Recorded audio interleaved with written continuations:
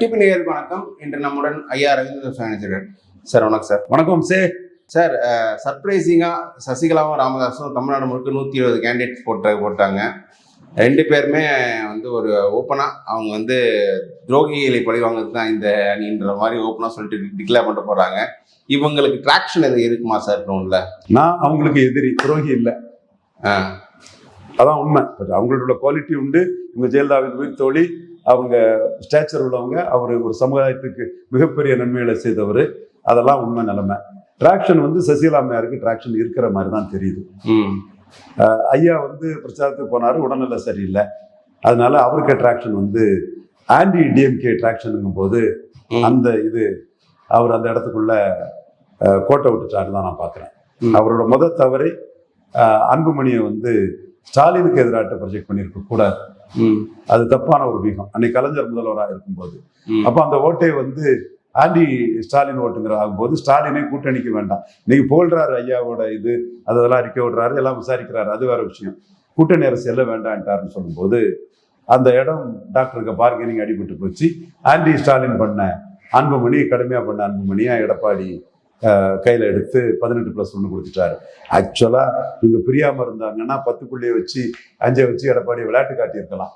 அது அப்போ தான் அந்த ஏசி ரூம் ஆளாக்களுக்கு தெரிஞ்சிருக்கும். சூழல் பிரியாமல் போயிட்டாங்க, பிரிஞ்சுட்டாங்க, அல்லது 35 சீட்டாவது வாங்கியிருக்கலாம். அப்போ அந்த வெயிட்டேஜ் தெரிஞ்சிருக்கும். இப்போ 2 வரல பெரியவர் அன்புமணின்னு எடப்பாடி முடிவு பண்ணிட்டாரு. எடப்பாடி தான் வன்னியர்கள்ட்ட அதிக ஓட்ட வச்சிருக்கிறார். அதுதான் இங்க முக்கியமான இது. மற்ற எல்லா ஜாதிகிட்டையும் அடி வாங்கின எடப்பாடி வன்னியர்கள்ட்ட அதிக ஓட்ட வாங்கி வச்சிருக்கிறார். அது அன்புமணிக்கு பூஸ்ட் ஆயிடுச்சு. இந்த இடம் ராமதாஸுக்கு சிக்கலான இடம். ஆனா தேவர்கள்ட்ட எடப்பாடி அடி வாங்கியிருக்கிறார். சுத்தமா தேவர்கள்ட்ட ஓட்டு இல்லை. திருநெல்வேலியில் 8 விழுக்காடு ஓட்டுல தேவர் ஓட்டு ரொம்ப கம்மியா தான் இருக்கும். இந்த 9 விழுக்காடு நெல்லை ஓட்டுலையும் தேவர் ஓட்டு இருக்காது. 13 விழுக்காடு இங்க ஓட்டுலையும் தேவர் ஓட்டு இருக்காது. தேவர் ஓட்டு ஜெயலலிதா எடப்பாடிக்கு ரொம்ப கம்மி. அப்போ என்டிஏக்கு போன தேவர் ஓட்டை சசிகலா அம்மையாரால பிடிச்சு நிறுத்த முடியும். என்டிஏக்கு ஒரு 3.5 விழுக்காடு, 18ல் ஒரு 3.5 விழுக்காடு ஓட்டு வர தேவர் ஓட்டு இருக்குதுக்கா நான் கணிக்கிறேன். ஒரு அப்ராக்சிமேட்டா தான் அந்த ஓட்டு வந்து எடப்பாடிக்கு டிரான்ஸ்ஃபர் ஆகிறதுக்கு எடப்பாடி வந்து டிடிவியை நம்புறாரு. அது சசிகலா எதிர் ஆகும்போது அந்த 3.5 ஓட்டுல பெரும்பகுதி டிரான்ஸ்ஃபர் ஆகாது. சசிகலாவே ஒரு குறிப்பிடத்தக்க அளவு எடுத்துடலாம். என்டிஏக்குள்ள ஒரு 4 விழுக்காடு வன்னியர் ஓட்டு இருக்கும். 4.3 டாக்டரை எடுத்தாரு. ஸோ 4 வச்சிருங்க. அவர் கொஞ்சம் டிரான்ஸ்ஃபரும் பண்ணியிருப்பார்ல மற்ற கட்சிகளுக்கு. ஒரு 4 வச்சு சொல்லுவாங்க ரவுண்டா. இந்த 4 விழுக்காடு ஓட்டுல 3 விழுக்காடு ஓட்டு வர அன்புமணி ரூட்ல எடப்பாடிக்கு டிரான்ஸ்ஃபர் ஆயிடும். இங்க தினகரன் ரூட்ல டிரான்ஸ்ஃபர் ஆகாது. ஏன்னா இது எதிர் திசையில இருக்குது, அது ஆதரவு திசையில இருக்குது. அது 10.5 கொடுத்ததை ஆதரிக்கிற ஜாதி, இது 10.5 கொடுக்கறத எதிர்த்த ஜாதி. இதெல்லாம் எவ்வளவு டீப்பா பார்க்க மாட்டான். நாம மற்றவன் அவன் விருப்பத்துக்கு ஒரு ஆய்வு பண்ணாம என்னத்தையான்னு சொல்லிட்டு போவான். நம்ம ஆய்வு பண்ணி தான் எதுவும் சொல்றோம். நமக்கு நோக்கம் இருக்கு. எடப்பாடி பழனிசாமி ஐயர் நாடார் என்ன செய்த முடியும்னு சொன்ன எடப்பாடி பழனிசாமியை நம்மளோட உழைப்பால சசிகலா அம்மையார் நடராஜன் வீழ்ந்து ஒரு கெயின் அடைஞ்ச எடப்பாடி பழனிசாமி, அதை விட குருமூர்த்தி தூக்கி போடும்போது நம்ம நேஷனல் மைண்டட் கம்யூனிட்டி விளையாட கொண்டு இவங்களை தூக்கி போட்டால் சசிகலா காலில் விழுந்துருவாருன்னு அன்னைக்கு சசிகலா சங்கன் ஆகக்கூடாதுன்னு நினைச்சு நம்ம அன்னைக்கு அரசியல் நிரந்தர எதிரிகளும் நிரந்தர நண்பர்களும் மேல்நாட்டு அறிஞர் சொன்னதுதான் அறிஞர் அண்ணா பெருந்தகை சொல்லியிருக்கிறாரு.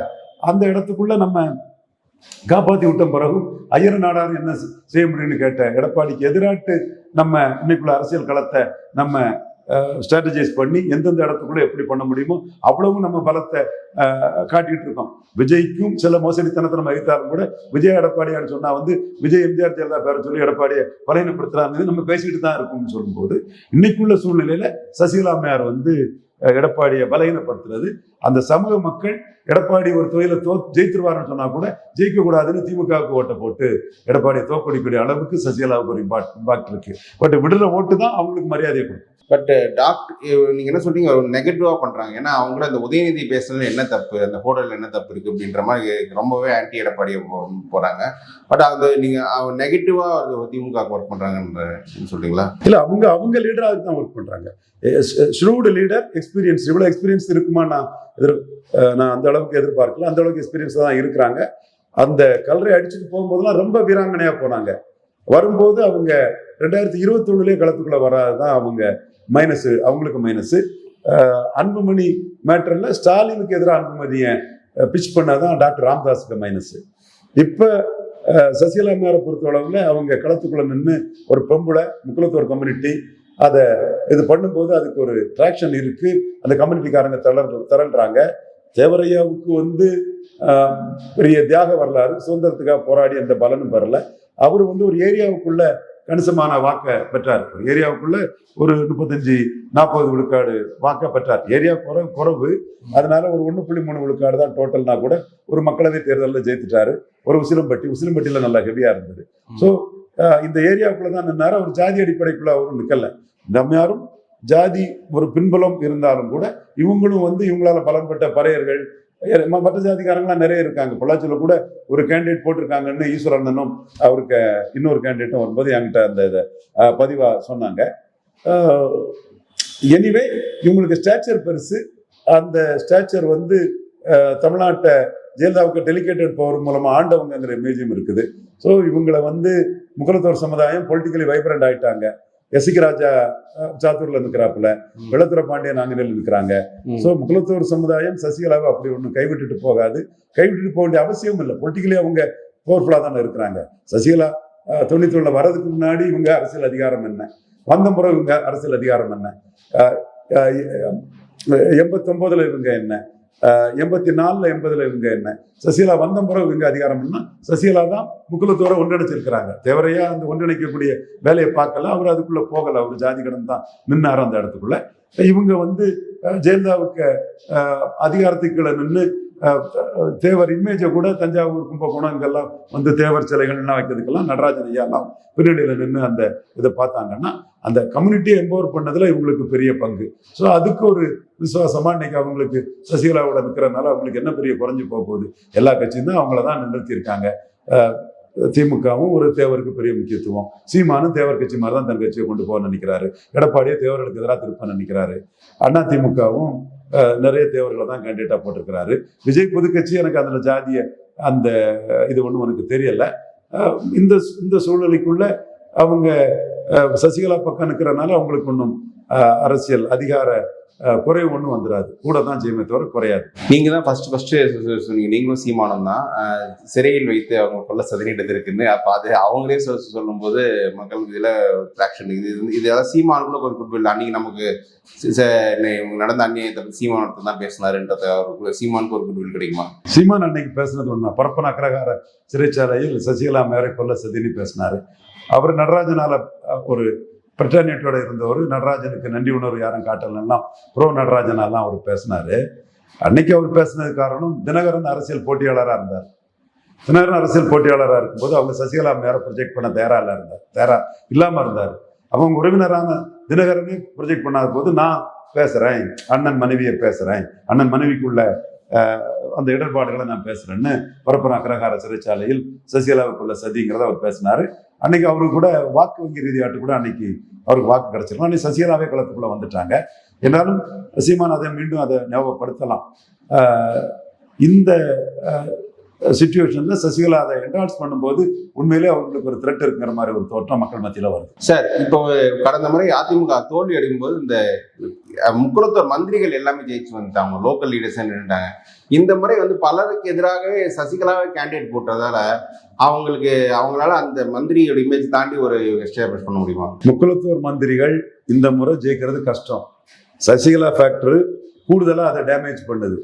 முதல்ல கழிஞ்ச முறை வாளாட்டும் கேடைய மாட்டும் 50% ஓபிஎஸ் இருந்தார் ஒரு முக்குலத்தோர். நீ வெள்ளாளர் கவுண்டர் கையில 100% போயிட்டு, அதனால இவர் திண்டுக்கல் சீனிவாசன்லாம் வெள்ளாள கவுண்டர் ஊர்ல போய் கவுண்டர் சிஎம்னு சொல்லிட்டு இருக்கிறார். வெள்ளாள கவுண்டர் ஏதோ கவுண்டரா இருக்கும் அந்த திண்டுக்கலுக்குள்ள. இன்னொன்னு, பிரேமலதா அம்மையார் வந்து தெலுங்கு தாய்மொழி மக்கள் வந்து தென்பலத்துல பவர். மதுரை வீரண்டா, மங்கம்மா பேரண்டா, நாயக்கர் மகால், மங்கம்மா சத்திரம், தேவர் ரூலர்ஸ். கட்டபொம்மன் தெலுங்கு தாய்மொழி சகோதரர்கள். அதுல வந்து பலரும் பல விதமா பார்ப்பாங்க. நாம RSS தானிங்க தொண்டரா இருந்து பார்க்கும்போது முஸ்லிம்கள் இதை வந்து நாயக்கர்கள் தான் தடுத்தார்டா, நீ வந்து மற்ற தரப்பு சொல்றதுல வந்து இருக்கக்கூடாதுன்னா அவர் ஒரு பார்வையில சொல்லுவாங்க. அவங்க வந்து அங்க ஒரு பெரிய சக்திகள் லெவல்ல அவங்க இருக்காங்க. அது பிரேமலதா அம்மையார் திமுக கூட்டணிக்கு போனது அந்த மந்திரிகள் தொகுதியில் உள்ள தெலுங்கு தாய்மொழி மக்கள் ஓட்டையும் அடிக்கும். தேவர் ஓட்டுலேயும் ஒரு சின்ன ட்ரெண்டு ஓபிஎஸ்ஆல உருவாகும். இவர் கே செல்வகுமார் திமுக பக்கம் போனதுல முத்திரையர் ஓட்டுலேயும் ஒரு அடி உள்ளோம். எல்லாத்தையும் தாண்டி சசிகலா அம்மையார் மொத்தமாக வந்து நிற்கும்போது ஒரு பெரிய தாக்கத்தை ஏற்படுத்தும். 2024 சென்ட்ரிக்கா தான் அந்த தொகுதிகளை நீங்க ஆய்வு பண்ணி பார்க்க முடியுமே தவிர 21 சென்ட்ரிக்கா பார்க்கறதுல அர்த்தம் இல்லை. அந்த முகலத்தோ லோக்கல் லீடர்ஸ் இருந்த மற்றவங்களுக்கு எடப்பாடி தலைமையால பிரச்சனை. அது எஸ்கே சுப்பையா அவர் நல்ல மனுஷன் தான், அவருக்கும் இருக்கு, கடைநூறுலையும் இருக்கு, இது கன்னியாகுமரியிலும் இருக்கு. எல்லா இடமே எடப்பாடி லீடர்ஷிப் சென்ட்ரிக்கா இருக்குது. கன்னியாகுமரியில 3000 ஓட்டுன்னு எடுக்கலாம், அது கூட எடப்பாடி சென்ட்ரிக்கா வந்து எதிராக போறதுக்குள்ள வாய்ப்புகள் தான் உண்டு. சார், இப்போ நீங்க வந்து இப்போ கே செல்வகுமார் வந்து முத்திரையர்கள் பெரிய அளவுக்கு அந்த சென்ட்ரல் தமிழ்நாடுல ஒரு நீங்க தான் முதல்ல முத்திரையர் இருக்காது. அந்த கட்சி தொடர்புலாக்க நான் போனது நான் தான்பா. நான் ஒரு நாடார் ஒருத்தர் கூட அதுல முக்கிய பொறுப்புல இருக்காரு, நம்ம இதுல இருக்கிறாரு.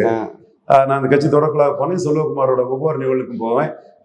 இவரு பெரும்படுகு முத்திரையர் அவரோட சிலைக்கு மாலை போட போவேன். எல்லாமே ஒவ்வொரு வருஷமும் சிறப்பாக நடக்கும். அவரு பெரிய கூட்டத்தை இது பண்ணி ஒரு காலகட்டத்தில், அது ஒரு காலகட்டம், இது சசிகலா அம்மையாருக்கு எதிராக நடராஜனுக்கு எதிராக நாம நிற்கும்போது அவர் தான் களத்தில் கூட்டத்தை வச்சு எதிராக நின்றாருங்கிறதும் உண்மை. எனிவே அவருக்கு வந்து முத்திரையிட்ட ஒரு ட்ராக்ஷன் இருக்குது. பழைய விஷயங்கள், அரசியல் எல்லாமே வந்து நிரந்தர எதிரியும் கிடையாது, நண்பரும் கிடையாதுங்கிறதான் அரசியல் களம். இப்போ அவருக்கு முத்திரையிட்ட ஒரு ட்ராக்ஷன் இருக்கு, அது திமுகவுக்கு சாதகமா இருக்கும். அந்த ட்ராக்ஷன் வந்து இப்போ முக்குளத்தோர் ஓட்டும் திமுக அப்பீஸ் பண்ண நினைக்கும் போது, முத்திரையர் ஓட்டே இருக்கும்போது எல்லா ஓட்டுமே திமுகவால் அப்பீஸ் பண்ண முடியுமா? எல்லா ஓட்டையும் அப்பீஸ் பண்ண முடியாதுனாலும் கூட எதிரி பலகீனமாகறான், காம்பீட்டர் வந்து ரொம்ப கீழே போறான், அதுதான் மேட்டர் இல்லை. சார், தினகரனுக்கு வந்து எடப்பாடி வந்து சீட்டு கொடுக்காத ஒரு மைனஸ் நினைக்கிறீங்களா? அவர் வந்து தினகரன் எலெக்ஷன் நில்லுங்கன்னு கன்வின்ஸ் பண்ணிருக்கலாம். அவர் கேட்டாரா இல்லையான்னு தெரியாம நம்ம அதில் கருத்து சொல்ல முடியாது. பட் தினகரன் களத்தில் இப்ப நிற்காதது வந்து அவர் பர்செப்ஷன் வைஸ் கொஞ்சம் அடிவாங்க நினைக்கிறேன். எல்லா இடம் பிரச்சாரம் போறது கூட ஒரு தினகரன் அந்த முடிவு எடுத்துருக்கலாம். சார், இப்போ வந்து இந்த அமமுக ஓட்டர்ஸ் எடப்பாடி நம்புவாங்களா மாட்டாங்களா? எனக்கு அதுதான் பெரிய விஷயம். ஏன்னா சசிகலா ஒரு தரப்புல, தினகரனும் களத்துல வரல. தினகரனுக்கு எடப்பாடி வந்து ராஜ்யசபாவும் கொடுக்கல, அவங்க வந்து சட்டமன்றத்தை போட்டியிட சீட்டும் கொடுக்கல. ஆண்டிப்பட்டி கேட்டாரு, ஆண்டிப்பட்டியில் கண்டஸ்ட் பண்ண ஆசைப்படுறேன்னு ஸ்டேட்மெண்ட் கொடுத்துருந்தாரு, அதுவும் நடக்கல.